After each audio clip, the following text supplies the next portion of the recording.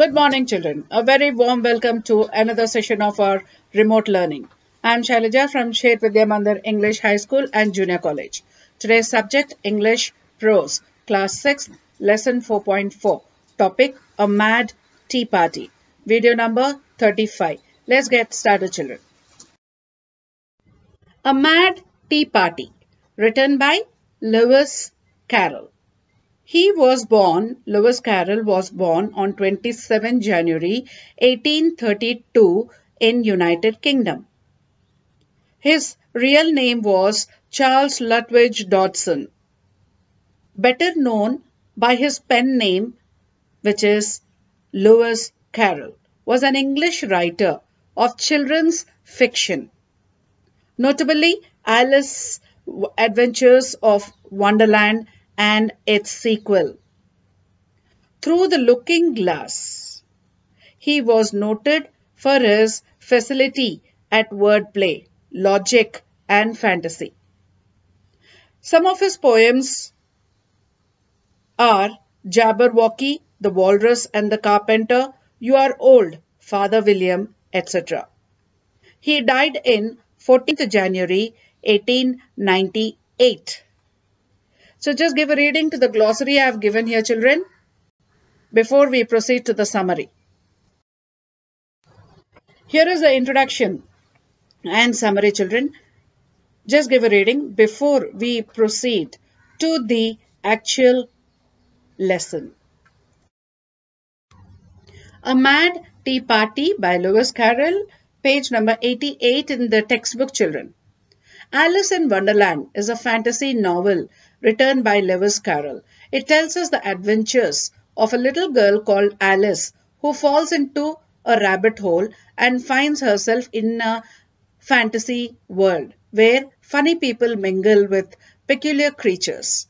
Here she happens to attend a tea party with three of them. Who are the three characters? March Hare, then Mad Hatter, and the Dormouse. These three characters she met in the Alice Wonderland. There was a table set out under a tree in front of the house, and the March Hare and the Hatter were having tea at it. A Dormouse was sitting between them, fast asleep, and the other two were using it as a cushion, resting their elbows on it, and taking over its head. Very comfortable, very uncomfortable for the Dormouse, thought Alice, only as it's asleep. I suppose it doesn't mind. So the table, here they were sitting on a table, Hatter and March Hare, and in between Dormouse was sleeping. So Alice saw that the position in between is not comfortable. The table was a large one, but the three were all crowded together at one corner of it. No room, they cried out when they saw Alice coming. There's plenty of room, said Alice indignantly, and she sat down in a large arm chair at one end of the chair. And have some wine, the March Hare said in an encouraging tone. Alice looked all around the table, but there was nothing on it but tea. I don't see any wine, she remarked. There isn't any, said the March Hare. So here Alice came, and as she was coming, they said, no room, there's no place here, please go. She said, I'll make the place, and she came there and sat there. She was comfortable by making herself comfortable. Then March Hare said in an encouraging tone, have some wine. But she saw around, but there was no wine. It was only little tea. That's what Alice observed. Then it wasn't very civil of you to offer it, said Alice angrily. Angrily said, then you should not. It's not good manners that you should tell like that. It wasn't very civil of you to sit down without being invited, said the March Hare. March Hare said, it is not even good for you to come like this without invitation. You come and sit here. I didn't know it was your table, said Alice. It's late for a great more than three. Your hair wants cutting, said the Hatter. He had been looking at Alice for some time with great curiosity, and this was his first speech. You should learn not to make personal remarks. Alice said with some severity. It's very rude. So they were having an argument between themselves about this. Why do you should not have said like that, she said. The Hatter opened his eyes very wide on hearing this, but all he said was, why is a raven like a writing desk? So, come on, we shall have some fun now. Though, Alice, I'm glad they have begun asking riddles. I believe I can guess that, she added aloud. They started now, after the argument, they started now talking to each other and being comfortable with each other and playing now with the puzzles and so on. And do you mean that you think you can find out the answer to it? Said the March Hare. Exactly so, said Alice. Then you should say what you mean, the March Hare went on. I do, Alice hastily replied. At least, I mean what I say. That's the same thing, you know. Not the same thing a bit, said Hatter. You might just as well say that I see what I eat is the same thing as I eat what I see. So this was the way you have to speak. There was an objection when she was talking. You might just as well say, added the March Hare, that I like what I get is the same thing as I get what I like. You might just as well say, added the Dormouse. Now Dormouse involved. Who seemed to be talking in his sleep? That I breathe when I sleep is the same thing as I sleep when I breathe. So it is the same thing with you, said the Hatter. And here the conversation dropped, and the party sat silent for a minute. After this conversation, the silence took over. Then, have you guessed the riddle yet? The Hatter said, turning to Alice again. No, I give it up, Alice replied. No, I don't know what is the answer, she said. I haven't the slightest idea, said the Hatter. Nor I, said the March Hare.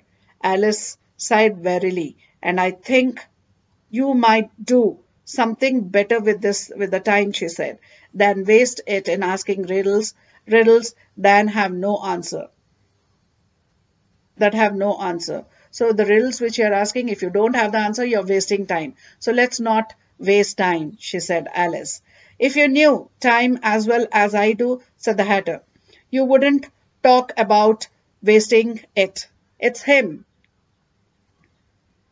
I don't know what you mean, said Alice. Of course you don't, the Hatter said, tossing the head contemptuously. And I say you never even spoke to time.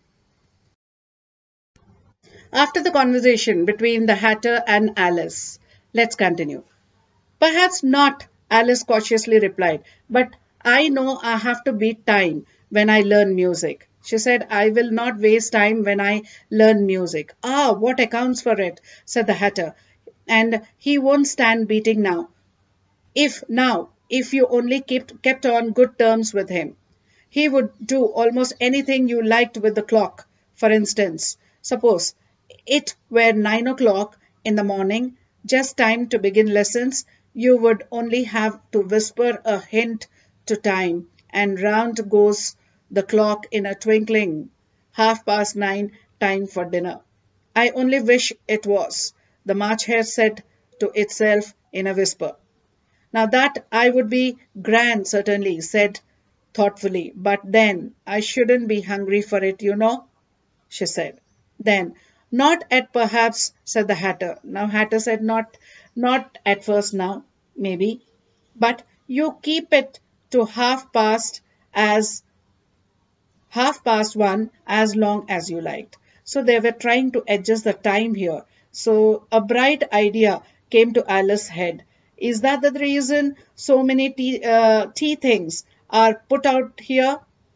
She said, is that because of the adjusting of the time you kept so many tea party things here? Yes, that's it, said the Hatter with a sigh. At always tea time. It's always tea time. We have no time to wash the things between whiles. Then you keep moving around, I suppose, said Alice. Exactly so, said the Hatter, as the things get used up. But what happens when you come to the beginning again? Alice ventured to ask. Suppose we change the subject, the March Hare interrupted, yawning. Oh, yawning. And I'm getting tired of this. So I vote the young lady tells us a story. Now, they were getting very the hare was getting frustrated with these conversations and all. Now he said, now let the young lady tell us a story, he said. Then the dormouse shall, they both cried. Wake up, Dormouse! And they pinched it on both the sides at once. The Dormouse slowly opened his eyes. I wasn't asleep, he said in a hoarse, feeble voice. I heard every word you fellows were saying. So when Alice was ready to tell the story, then they woke up Dormouse also, who was fast asleep. They both pinched from both the sides. Then Dormouse said, I was not sleeping. I heard everything, every word what you spoke. So this was the party which they had in the Wonderland. Hope you understood the lesson, children. Now revise the lesson and complete the exercises in the workbook. So until our next session, happy learning, take care of yourselves. Thank you, children.